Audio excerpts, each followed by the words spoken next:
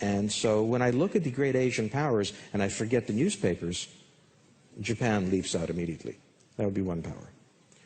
The second power that I'm looking at is Turkey. Turkey now is the 17th largest economy in the world.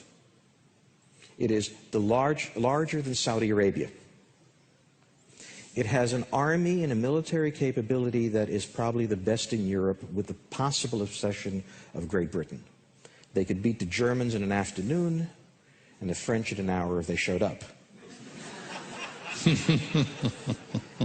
So when we take a look at the Turks, it is not an accident that President Obama, when he finished his tour of Europe, it was quite an unsatisfactory tour of Europe, finished off in Turkey. And the message to the Europeans was very simply, you know, I really enjoyed eating with you guys and talking to you guys and being told no by you guys. Now I'm going to go to a real ally that has real military power, is negotiating with the Syrians, is working in Iraq, has a very close line to the Iranians, and the Iranians are quite frightened of them, is negotiating with the Armenians, stabilizing the situation in the Caucasus, which is a serious power. Whenever the Islamic world in the past 1,000 years has had a unification, it has been under a Turkic power, and for 500 years it was under the Ottoman rule.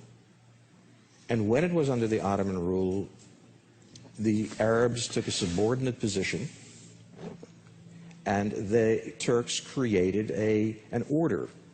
Now, for the past 100 years, Turkey has been in a very strange position that it was never in before, because it was surrounded by first the Europeans, and then the Russians and the Americans.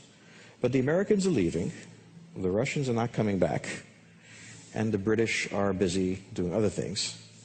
And suddenly Turkey is unfolding its wings. And there's no one in the region when you talk to who doesn't, in every discussion of politics, doesn't in the second session build up, what do the Turks want?